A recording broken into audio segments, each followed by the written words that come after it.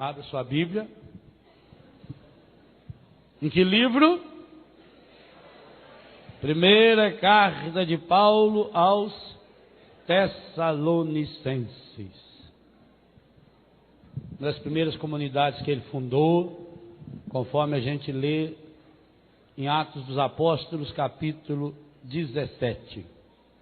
Carta que ele escreveu no ano 50.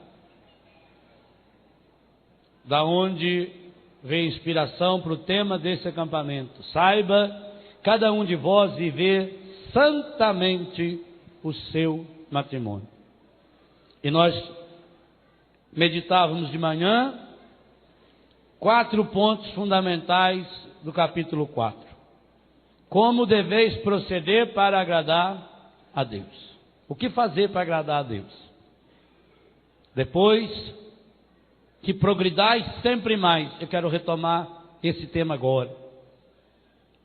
Esta é a vontade de Deus, a vossa santificação. E por fim, Deus não nos chamou para a impureza, mas para a santidade. Dada essa base, agora nós vamos retomar a partir do versículo 9. O 8 faz uma ligação entre eles, ao dizer que desprezar esses preceitos é desprezar a Deus.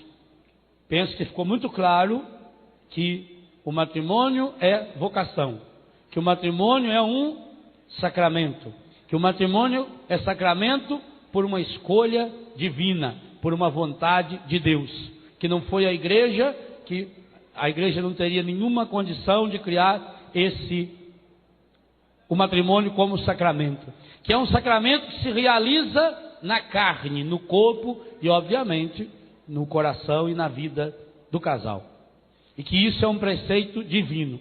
Então o versículo 8 retoma isso. Desprezar estes preceitos, esses 4 que eu resumi, é desprezar não a um homem, mas a Deus, que nos deu o seu Espírito Santo. Essa verdade eu vou retomar agora com vocês. Versículo 9. A respeito da caridade fraterna, a respeito do amor pleno, não temos necessidade de vos escrever. Por quê? Eu acho espetacular o motivo. Porquanto vós mesmos, quem tem a Bíblia pode ler alto comigo, aprendestes de Deus a vos amar. Repita isso mesmo quem não tem a Bíblia. Aprendestes de Deus a vos amar uns aos outros. Só os homens, por favor, repita.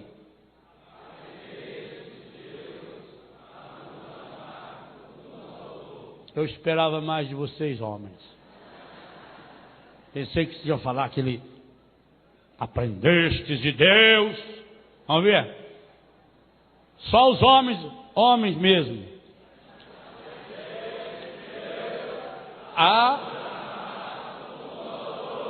Muito bem. As mulheres, vamos ver se conseguem equilibrar. Aprendestes.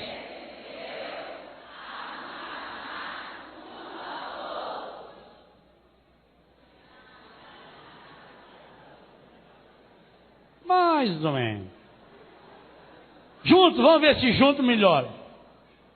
Aprendestes?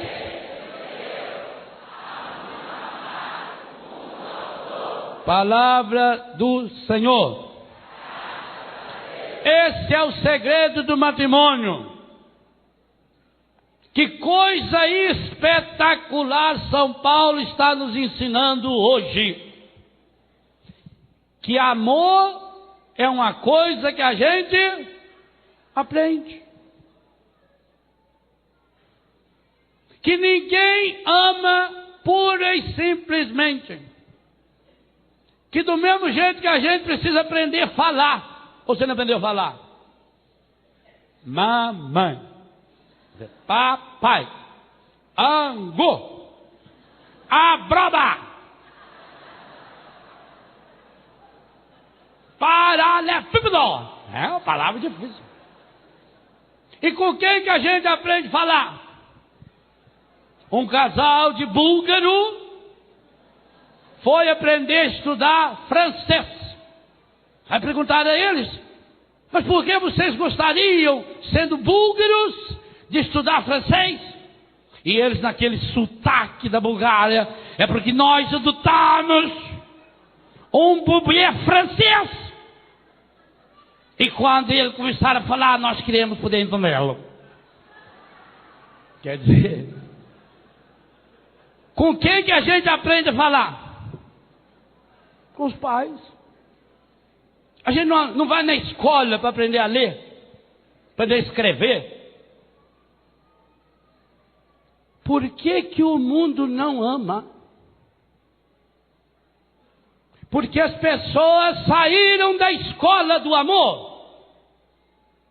E segundo o que São Paulo está falando nesse versículo 9, quem é o único que pode ensinar o amor para você marido e para você mulher? Está aí. Repita. Aprendestes de quem? De Deus a vos amardes uns aos outros. Por isso a necessidade de se recuperar a verdadeira, a pura, a ortodoxa teologia do sacramento do matrimônio. Os casais precisam aprender de Deus a amar. Eu terminava a reflexão dizendo que Jesus Cristo, além de revelar e de elevar o amor humano à condição sacramental, é o único que possibilita amar.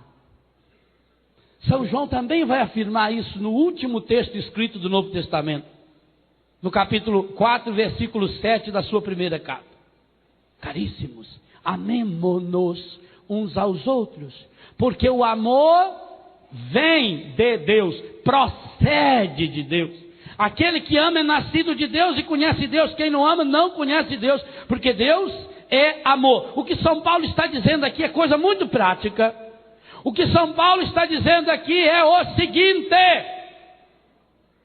qualquer pessoa que se afastar de Deus, em pouco tempo deixará de amar. Que o único jeito de você, primeiro, essa verdade bíblica fundamental que me parece que o mundo esqueceu, de que amar é algo que a gente aprende, como a gente aprende a falar, como a gente aprende a tocar um instrumento. E além de aprender, quando é que eu toco bem um instrumento? Quando eu treino muito. E quando eu tenho um bom professor. Se eu não tiver um bom professor, aprendo errado. Se não tivesse alguém para me ensinar certo, eu aprenderia errado. Quanta coisa a gente aprende errado e não para pensar. Algumas coisas na vida você aprendeu errado. Às vezes você escuta a pessoa falar assim: ai, padre, nossa vida matrimonial é tão difícil, padre. Olha, o senhor pensa, não é um mar de rosas. Graças a Deus que não é um mar de rosas. Porque se fosse um mar de rosas, seria só uma aparência bonita. Por baixo é puro espinho.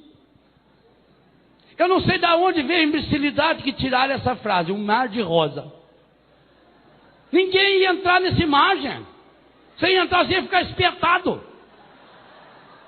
A única coisa da rosa que não tem espinho é a parte de cima. Mas é uma imbecilidade, mas fala. Ah, padre, está difícil, viu? Nós estamos lutando, nós estamos correndo atrás do prejuízo. É por isso que dá errado. Corre atrás do lucro, rapaz. Vai correr atrás do prejuízo. É besta demais.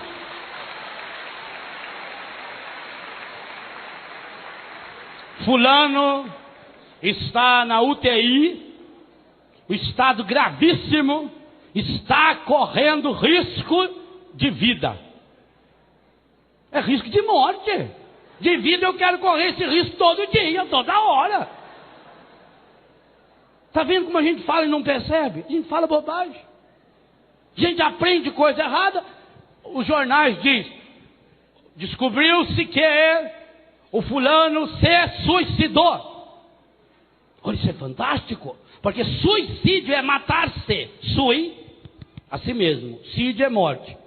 Então, se suicidou, se matou-se. É uma coisa fantástica. É um duplo assassinato de si mesmo.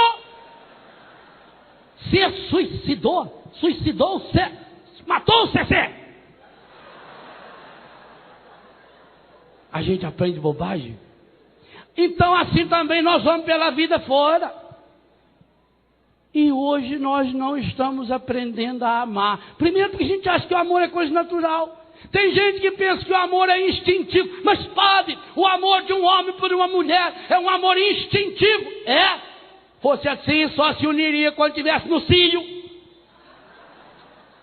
Que você deixa lá 10 cachorros e uma cachorrinha. Eles dormem juntos, eles lambem um outro. Todo dia cedo eles passam a língua na cara, na orelha, no pé, em tudo quanto é lugar. E se você devolver, eles passam na cara da gente também. E não faz nada. Agora, quando o instinto dela avisa que o corpo está preparado para ter cachorrinho, então eles se unem. Amar não é natural. Amar é algo que a gente aprende. E quem é o único professor que pode ensinar a amar? Porque Ele é amor. Por isso que sem Deus, ninguém. E por que que o mundo não ama? Maior doença do mundo. A grande doença do mundo moderno é falta de amor. E o mundo não ama por quê? Porque aqui diz que para amar é preciso aprender. E aprender de quem?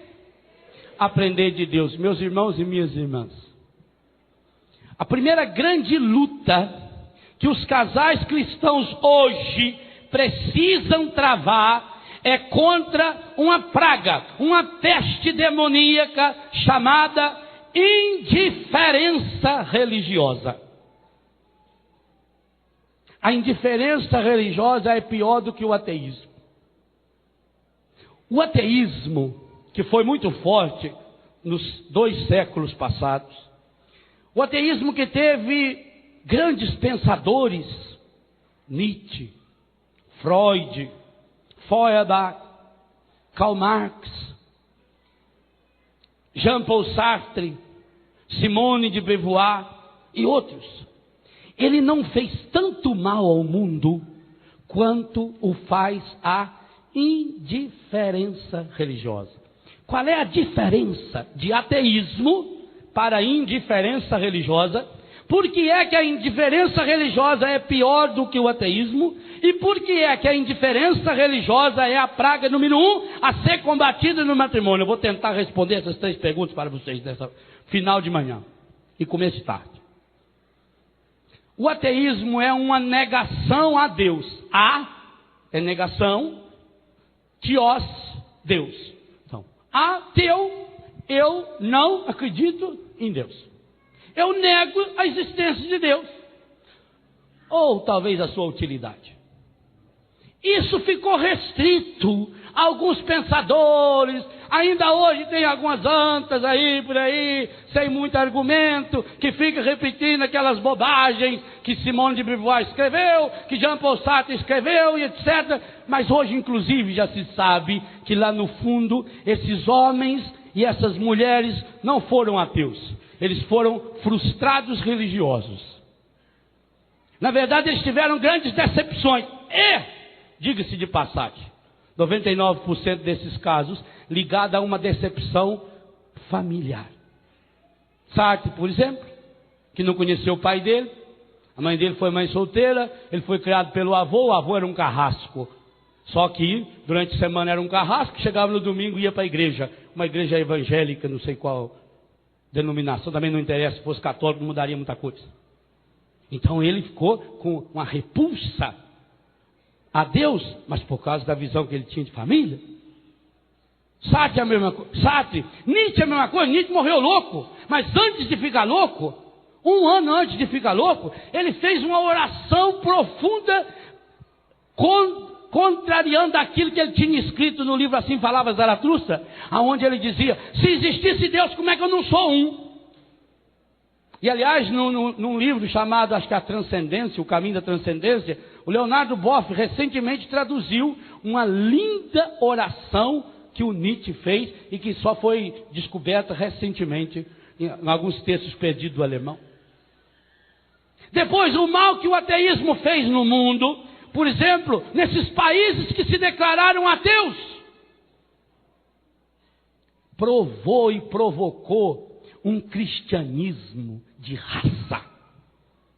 O maior fruto que o mundo moderno está conhecendo de um país ateu, comunista, chama-se João Paulo II. João Paulo nasceu num país que era comunista, portanto, um país declaradamente ateu. Teve que ser estudado no seminário escondido. Mas olha o que esse ateísmo de um país forjou. Foi o que forjou João Paulo II, foi o que forjou Santa Faustina Kowalska, por exemplo, e com toda essa maravilha que hoje nós experimentamos na Divina Misericórdia. É um cristianismo ortodoxo cada vez mais forte, que está explodindo na antiga União Soviética, hoje na Rússia. É aquilo que acontece em Medjugorje. Então o ateísmo, pelo menos ele era honesto.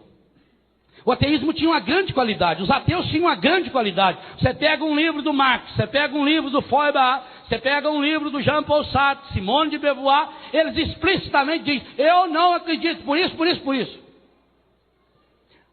O ateísmo, portanto, nega a existência de Deus. A indiferença religiosa, ela não nega Deus. Ela não é uma negação de Deus. Ela é uma tentativa de afirmação de si mesmo. O problema da indiferença religiosa não está em Deus, o grande outro, está em si mesmo, é um ensimesmar-se, é um colocar-se no centro da sua história, gera uma egolatria, a idolatria do eu, e aí está a morte do matrimônio. Porque o centro é a pessoa, e essa indiferença é o que você escuta dia e noite, nos grandes meios de comunicação social, e no ouvido das pessoas, eu nasci para ser feliz, eu tenho direito à minha felicidade, porque Deus também não quer que a gente seja bobo, que a gente tem que ser bom, mas a gente não pode ser bobo. Qual é Deus? Se Deus é amor, é claro que Deus vai entender o meu amor, que eu estou amando, que eu deixei de amar. A indiferença religiosa vai gerando pessoas centralizadas em si mesmas, pessoas egoístas, e um egoísta não ama. O egoísta se ama no outro. O egoísta usa o outro para se amar, usa o outro para o seu prazer, ele se enxerga no outro, ele está com o outro enquanto o outro lhe é útil, enquanto o outro lhe serve para alguma coisa. É uma teoria, porque isso não é teologia, egocêntrica, egoísta, infantilizada. A indiferença religiosa gera pessoas infantilizadas, até pelo seguinte: os grandes ateus profetizavam o fim da morte de Deus. Nietzsche dizia isso: Deus vai morrer, e se ele não morrer é melhor que nós o matemos. Marx dizia, na perfeita sociedade comunista do futuro, não haverá espaço para Deus e para as suas manifestações. Então o que aconteceu, meus irmãos?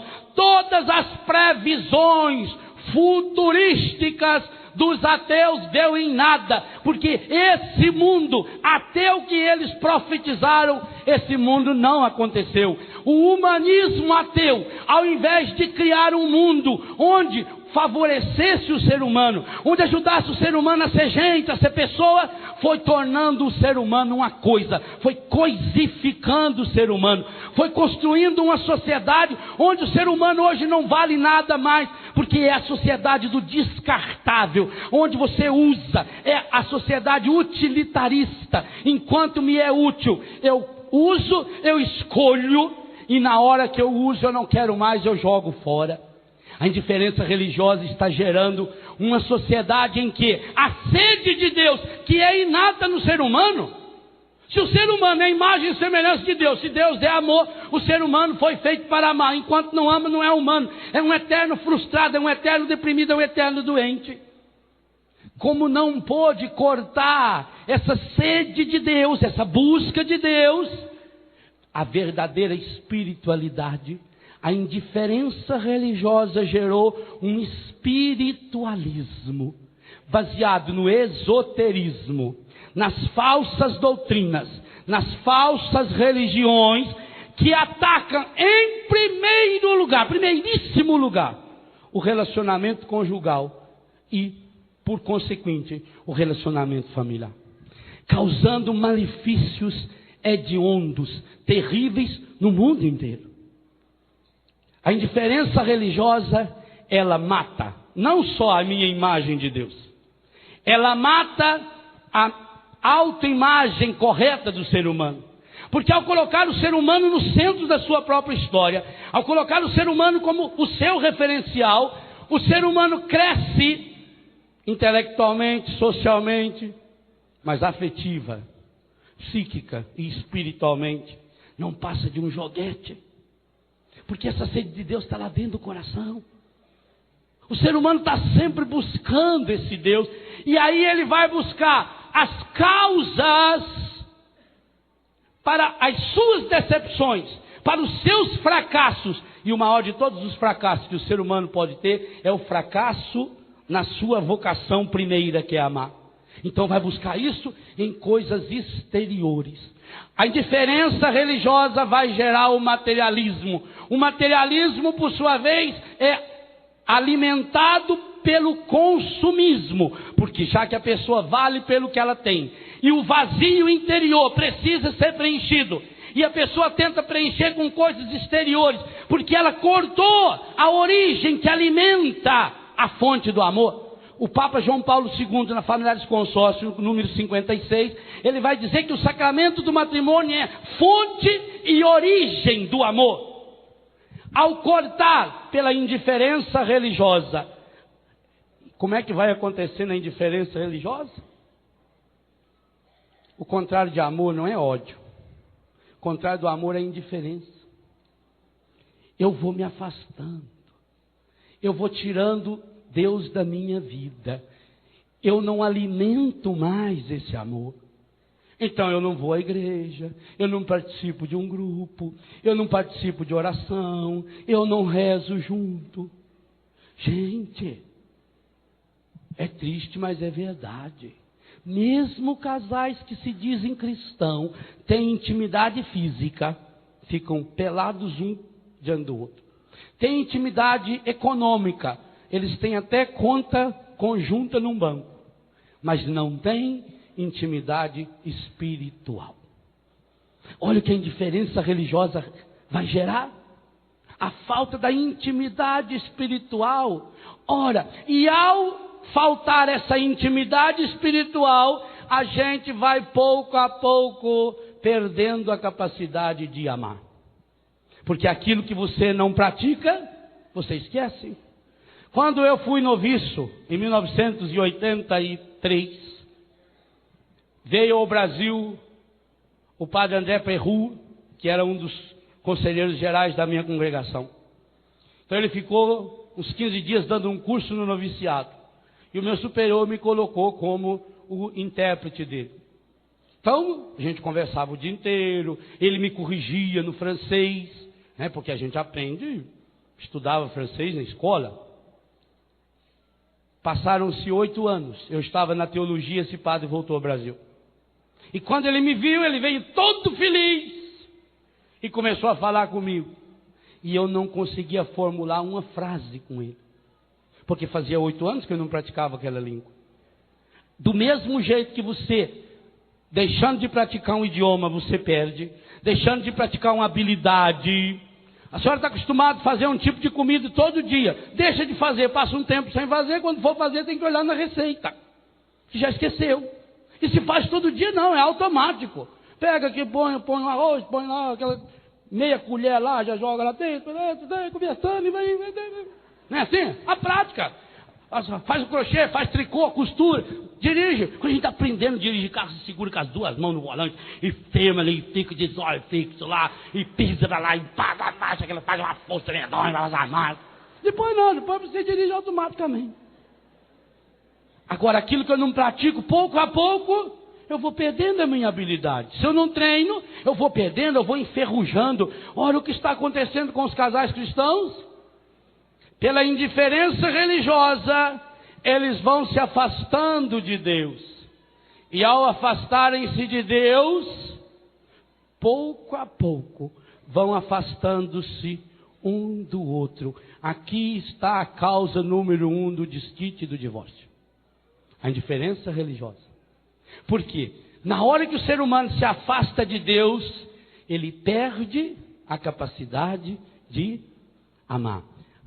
Amar é algo que a gente tem que aprender. E o único mestre do amor chama-se nosso Senhor Jesus Cristo. Por isso que São Paulo, volto nele, não tem medo de falar, no capítulo 4, especialmente no capítulo 5 de Efésios, que os casais cristãos reproduzem o mistério do amor de Cristo pela sua igreja. Como Cristo amou a igreja, marido tem que amar a sua esposa.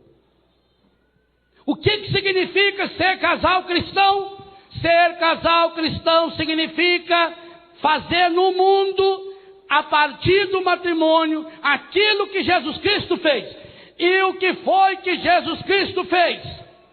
Qual é a grande meta proposta que se concretizou na pessoa de Jesus?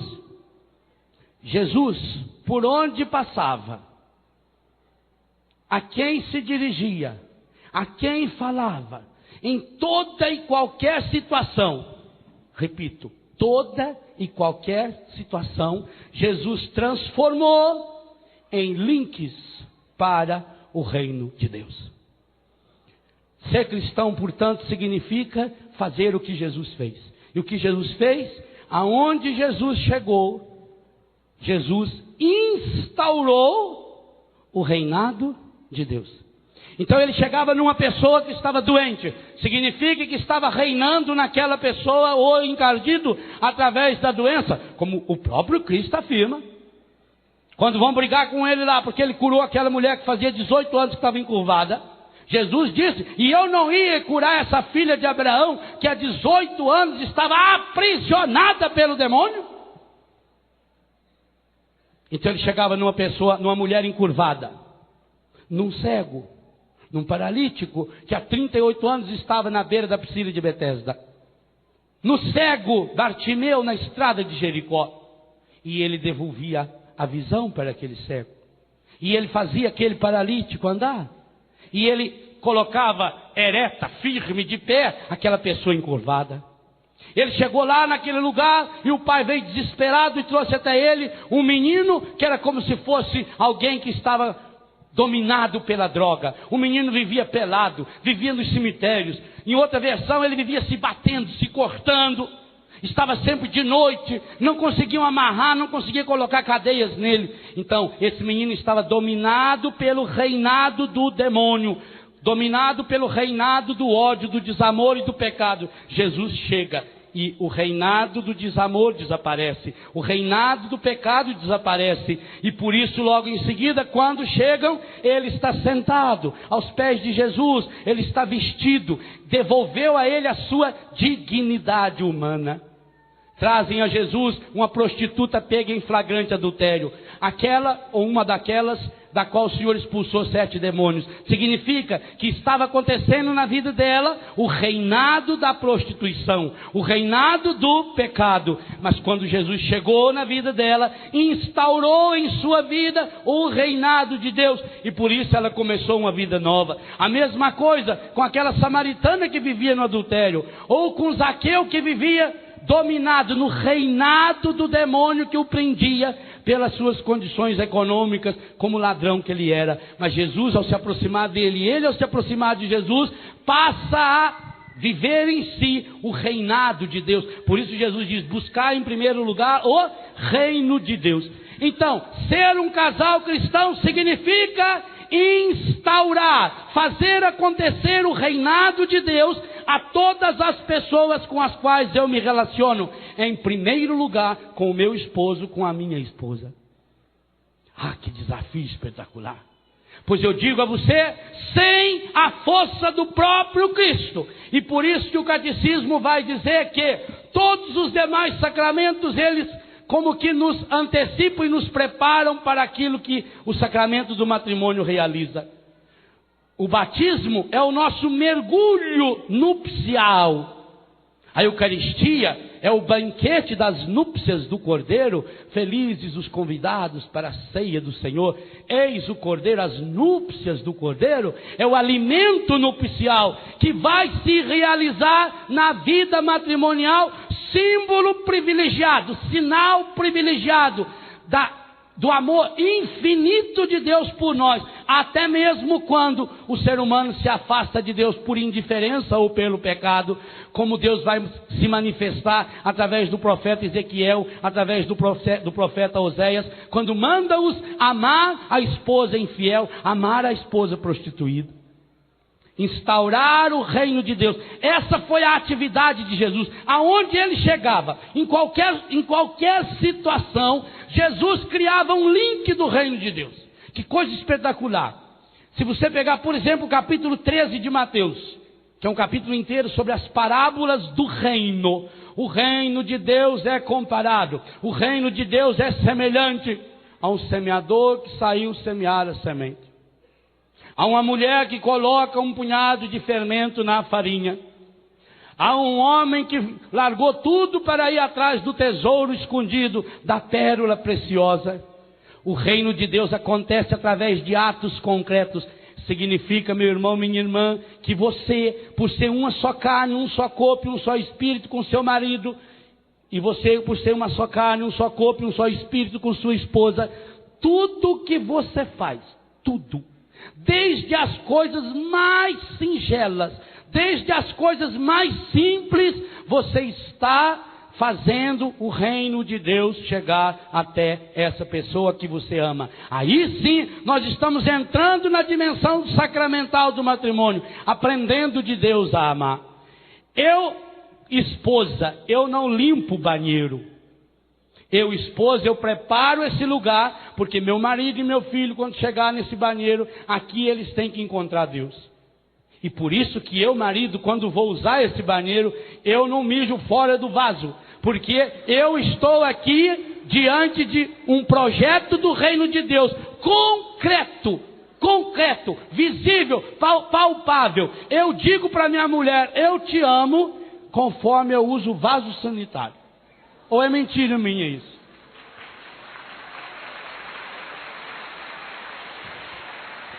Por isso tem muito homem que precisa aprender a amar. Ou a fazer xixi. Eu construo o reino de Deus na hora que eu estou fazendo comida. Eu não estou fazendo comida, eu estou construindo o reino de Deus. E nesse sentido há um aspecto curador naquilo que eu falo, naquilo que eu faço. Agora, sem Deus isso é possível? Quando aquele ministro, não sei das quantas, falou para a Madre Teresa de Calcutá que vai ser beatificado no dia 19 de outubro desse ano. Madre, honestamente queria dizer uma coisa, senhora. Por dinheiro nenhum no mundo eu faria o que a senhora está fazendo. Ela virou e disse, nem eu. Por dinheiro não. Por que ela fazia? Pois isso precisa colocar lá no dia a dia da sua vida matrimonial. Porque senão perde o seu sentido. A indiferença religiosa faz com que você, ao limpar aquele banheiro, você não esteja mais construindo o reino de Deus. Você quer ver uma diferença? Você pode estar limpando aquele banheiro, construindo o inferno. Em primeiro lugar, dentro de si. Resmungando, xingando. Cada vez que eu resmungo, que eu xingo, eu estou conversando intimamente com o encardido. Esse é o princípio da loucura. A pessoa fala sozinha. O cara foi internado no hospício, o médico ligou para a esposa e falou, escuta, quando o seu marido vivia com vocês, ele já falava sozinho? Ela disse, eu não sei, porque quando ele estava sozinho, eu nunca estava junto. Então, a senhora também vinha aqui, que eu vou examinar a senhora. Que coisa interessante. Quando ele estava sozinho, eu não estava junto. Porque quando eu estava junto com ele, ele não estava sozinho. Olha que coisa impressionante. Então, senhora, por favor, vem aqui que eu tenho que examinar o senhor. Estou achando que isso aqui é genérico e genético. Então, a hora que eu estou limpando aquele banheiro, resmungando, eu estou criando inferno. Eu estou reproduzindo inferno. E como eu reproduzo, ele fica. E como o único jeito que o encardido tem para botar a mão naquele copo, para botar a mão naquele banheiro. Quantas brigas de casal começam por causa do uso do vaso sanitário? Quantas? Porque a mulher, quando ela entra lá e vê aquele espetáculo,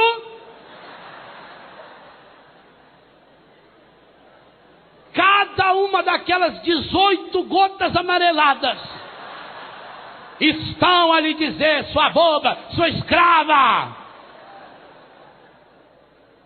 Viu? É isso que dá às mulheres aceitar esse negócio da igreja que não pode largar. Quero ver se o padre vem limpar essa merda aqui agora. Quantas?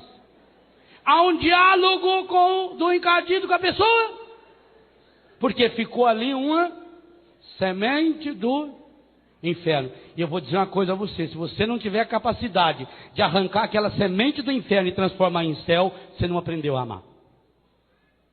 Amar é ter essa coragem. Olha aqui, eu vou dizer uma coisa para vocês que a televisão não conta, a televisão dos outros canais não conta.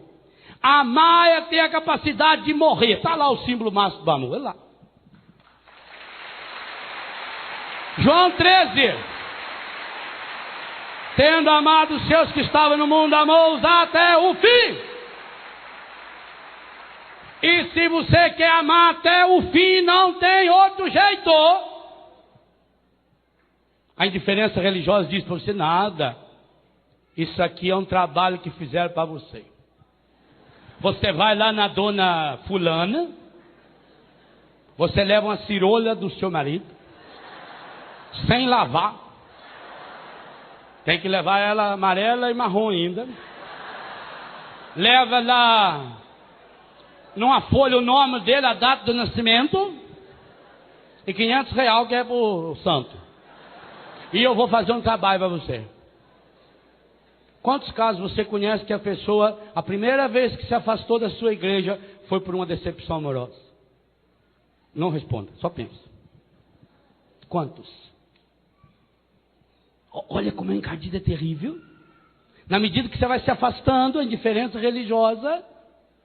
Então, eu perdi o namorado, eu perdi a namorada, alguém diz para você: faça isso que você vai conseguir. Primeiro tem que olhar para ver se o signo de vocês combinam. Vamos ver, faz um mapa astral. E você vai indo. Olha, isso é tira e queda. Você vai lá e põe essa pirâmide lá no seu quadro. Põe essa bruxinha e você vai indo. Normal, fez isso, não está nem aí. Mas aquilo, meu irmão, minha irmã, é uma semente do inferno que o encardido colocou lá dentro da sua casa. E talvez hoje você esteja perguntando: por que não dá certo? Padre, eu não sei por que não dá certo, padre, a minha vida. Eu não sei por que, padre, a gente não se ama mais. Talvez você esteja guardando aquela semente de inferno, que no momento da fragilidade, é essa hora que ele está ali. O encardido só nos ataca, a gente, na hora da fragilidade. É a mesma coisa, ninguém empresta dinheiro a juro. Se você tiver dinheiro sobrando, você só vai atrás de prestar dinheiro aí, como é que chama esses homens que... agiota. Então você só fica um idiota indo atrás do agiota na hora do desespero. Se eu tenho dinheiro sobrando, eu vou lá. Não sou besta. Assim também, ao ir pouco a pouco diminuindo o fogo do espírito na vida conjugal, porque o que não é alimentado morre. Se eu não estou com Deus, eu não aprendo a amar, eu perco a capacidade de amar. E aí, como eu tenho essa necessidade de amar dentro de mim, como eu tenho essa sede de Deus dentro de mim, então na hora da fragilidade, na hora que perdeu um amor, e é essa também uma das grandes causas hoje que leva as pessoas à depressão, que leva a pessoa à bebida. Acho que é Ré menor, faz aí. Uma oração de cura interior que eu vi. E o que é bonito é que eles fazem direitinho, ó. Garçom, aqui nessa mesa de bar, você já cansou de escutar dezenas de casos de amor. Garçom, no bar todo mundo é igual. Meu caso é mais um, é banal. Mas presta atenção, por favor. Saiba que o meu grande amor hoje vai se casar. Mandou uma carta pra me atazanar. Deixou em pedaços o meu coração. E pra matar a tristeza, só mesa de bar. Quero tomar todas, vou me embriagar. E se eu pegar no sono, me deite no chão. Oração de cura interior. Percebeu? Olha o que o encardido faz. Aliás, essa música quem me mostrou a primeira vez, um amigo que eu gosto muito, e ele gravou essa música num CD de piada, de história engraçada, Tom Cavalcante, quando fazia aquele personagem bêbado dele. Isso é uma oração de cura interior que entra no seu ouvido. Então, eu não estou bem. A mulher foi lá para a tia fazer o trabalho. E ele foi para o boteco para tomar, para chorar. Tudo que está escrito nessa música é verdadeiro? Tudo, tudo, tudo. Aliás, o autor dela é muito inteligente, um homem que fala vários idiomas, inclusive. Pensa. Olha o que o encardido está fazendo, gente. Ele está lançando aqui uma semente de inferno terrível, que é contaminação espiritual. Que tem destruído. Mas, meu Deus, quantas famílias hoje estão destruídas, arrasadas, pisoteadas pela contaminação espiritual, porque dali para fazer invocação dos mortos, dali para fazer dia espiritual, dali para tomar passes, dali para levar coisa para jogar na casa, para purificar a casa, né, para defumar o ambiente. Isso vai impregnando a casa, impregna os filhos, leva as crianças também, vai criando uma corrente, todo mundo dá a mão lá e faz uma corrente e evoca os demônios. Ora, a Bíblia nos diz que os demônios vêm até de enxerido, quanto mais quando é chamado. O encardido não nos respeita. Jesus sim, ele diz, eu estou à porta e bato, se abrir eu entro. O encardido não, ele fica ali rondando feito um leão. Se ele achou um buraquinho de nada, ele entra inteiro, ele fica lá escondidinho, escondidinho. Então nós levamos as mulheres, infelizmente, que a grande maioria infelizmente são mulheres. E isso não resolve, ela vai para o mesmo caminho do homem, ela começa a tomar uns remedinhos, que não consegue dormir mais. Porque aí aquilo que a mãe do santo, parenta do santo, prima do que santo que é isso, eu não sei. Que até é uma pessoa boa, ela tem lá uma imagem do coração de Jesus. O encardido, gente, a palavra diz bem claro, para nos seduzir, ele se traveste de anjo de luz. Olha o que ele faz. Uma pessoa boa, ela só faz o bem, é por o bem, ela não faz o mal. E aquilo não resolve, eu vou para minha casa, e aí põe mais minhoca na minha cabeça. Porque você olha para a pessoa está lá na sua frente, fragilizada. Ora, a pessoa fragilizada é a falta que você mandar. Com dor você faz qualquer coisa. Uma vez em Londrina eu estava pregando no retiro e me deu uma infecção no ouvido. Mas eu tinha tanta dor de ouvido, desesperado. Uma mulher falou para mim, sabe o que é bom? É xixi. Eu ri da cara dela. Falei, como é que eu vou mijar na orelha, mulher? Eu falei, sim, a beleza. Fui embora. De noite, gente, ouvido. Não tive dúvida. Fui lá, enchi a mão. Passou. É quentinho, né? A mãe não punha aquele óleo quentinho. Uma beleza. Levei uns 15 anos para limpar a sujeira que ficou no ouvido. Intoxicou o ouvido. Além de eu escutar um barulho medonho de noite, passou a dor para correr. Então, na frágil, você faz qualquer coisa. Gente com fome come qualquer porcaria. A gente vê as pessoas com fome nas lixeiras, catando na rua. Gente com fome de Deus também come qualquer porcaria. Estão alimentando o coração das pessoas, porque não estamos aprendendo a amar com Deus, e o único jeito de aprender a amar é em Deus, lá na porcaria. E aí eu vou para casa e fico com aquelas coisas na minha cabeça. E aí, é claro, ela já viu que eu não estou bem, viu que eu estou fragilizada, ela ou ele, tanto faz. Tem uns esquisitos também que são pai, não digo, mas assim, primo, longe, ou parenta, tia, sei lá o que é aquilo. Colega, né? Colega, mas é colega aquilo. Ah, meu filho, isso é um trabalho que fizer para você. Tem alguém nessa história? Tem uma mulher na vida? Claro que tem, a não ser que a pessoa vivesse. E quando fala, não tem possibilidade de ter mulher, então é pior, filho. É um rapaz. A dor é maior. Aí você vai para casa. Aí você vai para casa e liga a televisão. E o que vê? Me dá o meu catecismo aí. Está aí no... O que vê na televisão, eu vou comentar o que está aí amanhã, mas só para não perder o... Dentro do meu catecismo tem outra coisa. Aqui, revista semanal de maiores circulação desse país, com mais de 1 milhão de exemplares vendidos. Amor obsessivo, violência doméstica, alcoolismo, homossexualidade, os dramas e os dilemas dos personagens de Manuel Carlos fascinam o Brasil. Isso aqui é modelo de mulher? Aqui dentro mostra umas tranqueiras.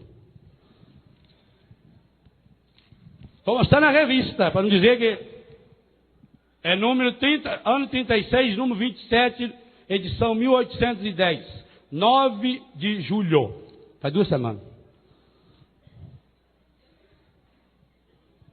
Sabe quanto custa uma inserção comercial?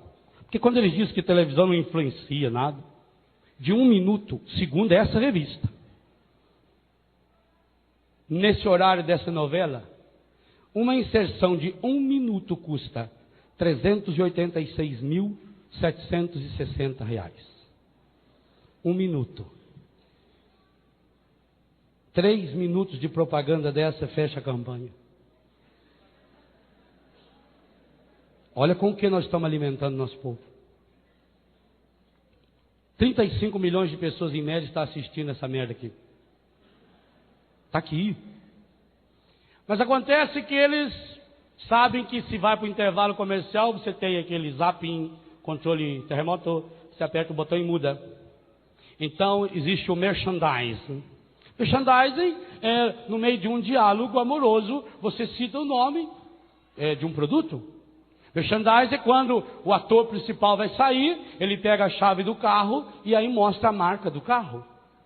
Aquela aparição que demora 5, 6 ou 8 segundos. O merchandising nunca passa de 10 ou 12 segundos. Sabe quanto custa um merchandising dentro dessa novela? R$ 453.000. Quem paga? Quem paga? E os personagens? Os temas principais. Agressão física contra mulheres e mulher contra marido. Maior audiência, segundo um gráfico que está aqui, foi o dia que uma mulher aqui chamada Heloísa feriu o marido. Heloísa significa mulher divina. Elohim Ish. Todos os nomes de personagens femininos dessa novela, e alguns masculinos, são ligados à experiência religiosa.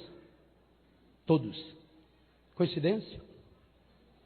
Comportamento obsessivo no amor, preconceitos contra idosos, hoje dia do idoso, alcoolismo, lesbianismo, adultério, sedução de menor, namoro com um padre. O padre chama-se Pedro. Coincidência?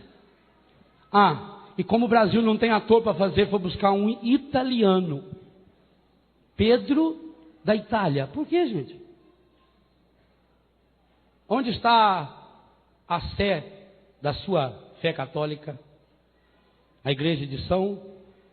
Aonde? Em Roma. É por acaso? É por acaso que paga uma fortuna para um ator desse vir lá? E a mulher com a qual ele vai se casar, está escrito que ele vai largar, vai ficar com ela, chama-se Estela. O Papa Paulo VI proclamou Maria a estrela da evangelização. É essa estrela que está tirando esse padre. A outra mulher desequilibrada chama-se Raquel, uma das mulheres mais importantes da Sagrada Escritura para o povo de Deus. Uma é obsessiva, a outra é espancada. No núcleo jovem, o Cláudio significa manco, namora Gracinha. Graça, Maria é cheia de graça. A liberada, uma velha aqui, vizinha nossa, Lorena, namora um jovem, o nome dele é Expedito. Um bom santo.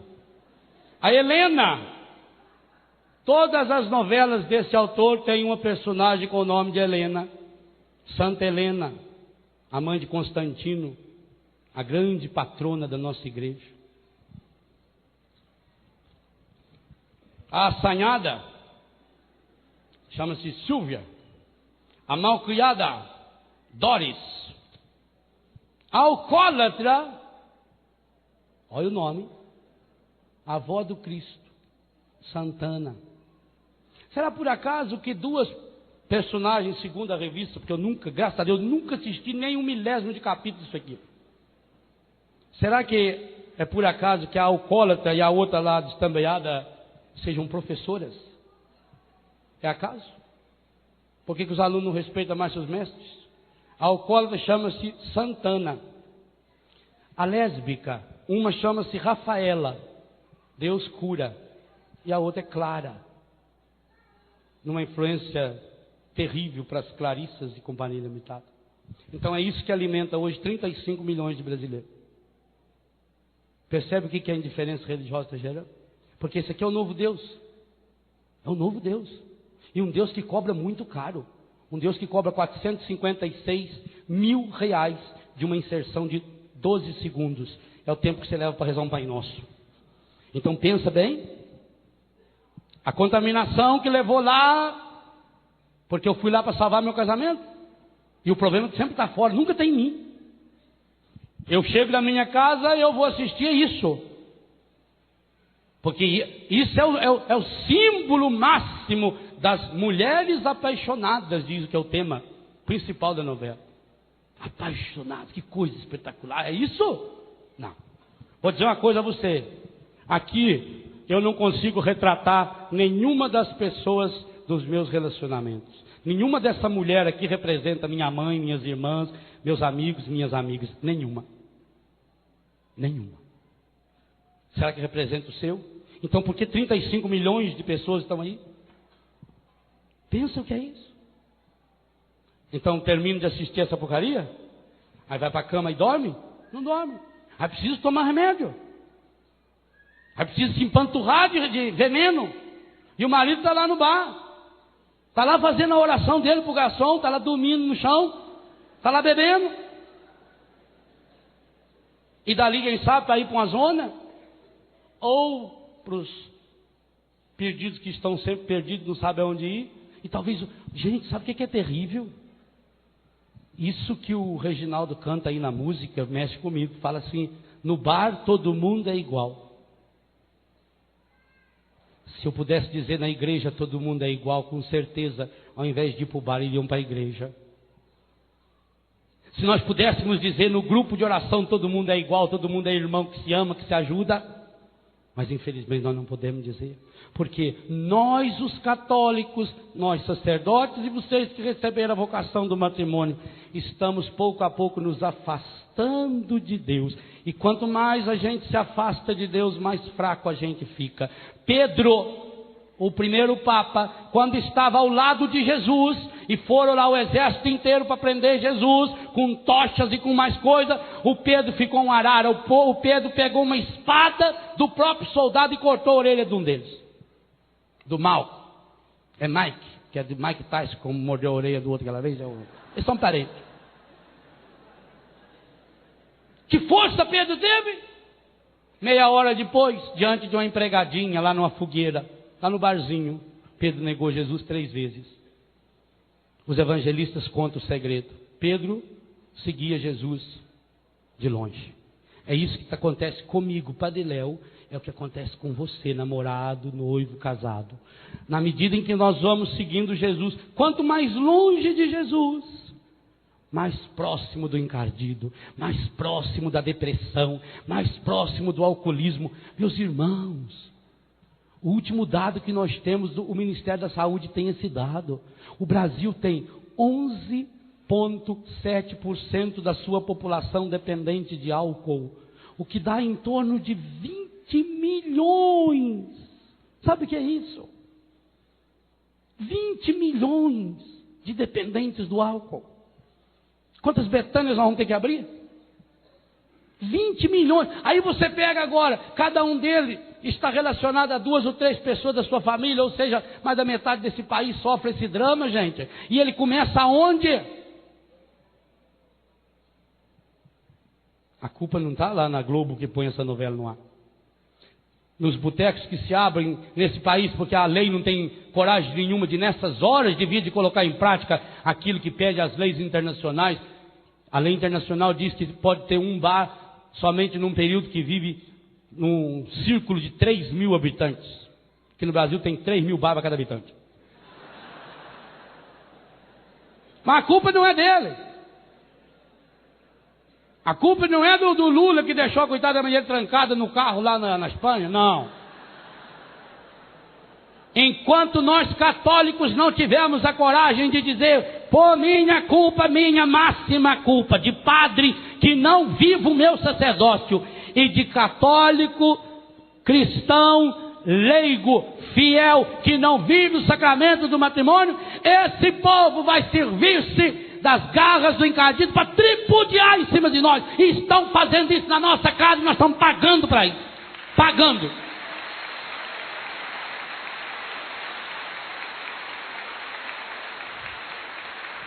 E o que fazer então? Não tem outro jeito. Leva para Deus o problema. Padre, mas às vezes eu não sei rezar. Às vezes eu nem consigo rezar. Não consegue rezar? Olha para Deus. Faz Mi maior. É uma outra música de cura interior.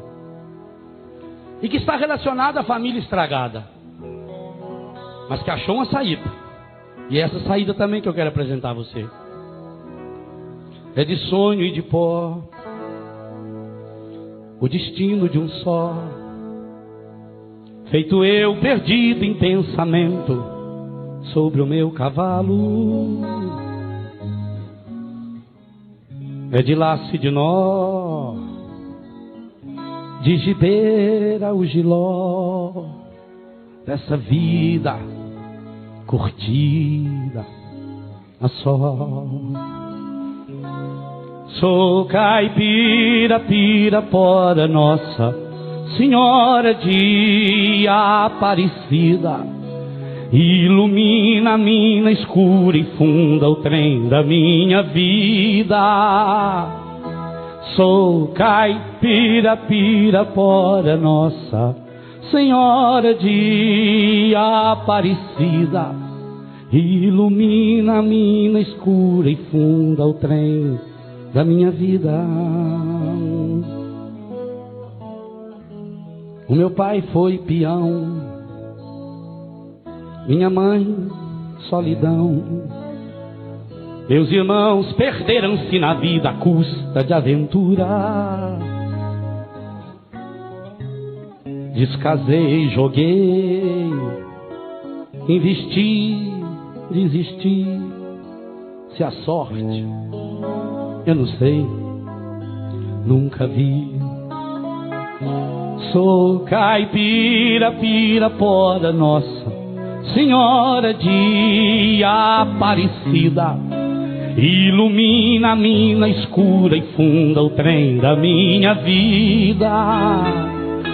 Sou caipira, Pirapora, Nossa Senhora de Aparecida. Ilumina a mina escura e funda o trem da minha vida. Me disseram, porém, e eu digo isso para você hoje, que eu viesse aqui para pedir de romaria e prece a paz nos desalentos. Como eu não sei rezar, eu não consigo, só queria mostrar meu olhar, meu olhar, meu olhar. Sou caipira, Pirapora, Nossa Senhora de Aparecida. Ilumina a mina escura e funda o trem da minha vida. Sou caipira, Pirapora, Nossa Senhora de Aparecida. Ilumina a mina escura e funda o trem da minha vida. Diga para Deus, hoje pelas mãos de Maria, me disseram que eu viesse aqui na Canção Nova. Aqui eu aprendo a rezar, mas a primeira de todas as orações é a coragem de olhar para o coração rasgado do Senhor, olhar para o coração imaculado de Maria e mostrar a minha história passada, as mágoas e os ressentimentos que eu trago dos meus pais, do meu pai que foi peão, que viajava, que cada um de nós teve um pai peão, que muitas vezes não estava próximo, que não pegou no colo, da minha mãe solidão, sozinha, quantas vezes sofreu sozinha, quantas vezes chorou amargamente sozinha. Quantos de nós trazemos marcas profundas, porque a nossa ingratidão pela indiferença religiosa faz com que a gente só se recorde das coisas ruins. Uma palavra que o pai ou a mãe falou, a gente não esquece se foi negativa, e milhares de palavras e de atitudes de amor nós nos esquecemos quando nós centramos-nos em nós mesmos, olhando para nós mesmos, nos afastamos de Deus. Apresente nesse olhar seus irmãos, os casamentos desfeitos. Quantos de nós já nos descasamos muitas vezes? Talvez, graças a Deus, você não descasou da esposa ou do marido, mas nos descasamos de Deus, da família, dos amigos. Nos divorciamos da igreja, nos divorciamos da confissão, nos divorciamos do carinho, da ternura, do diálogo, do abraço, do beijo. Apresente ao Senhor. Me disseram que eu viesse aqui para pedir de romaria. Eu preciso que você reze por mim, e eu quero rezar por você. Isso é romaria. Irmãos que se ajudam, marido e mulher que se levantam no Senhor.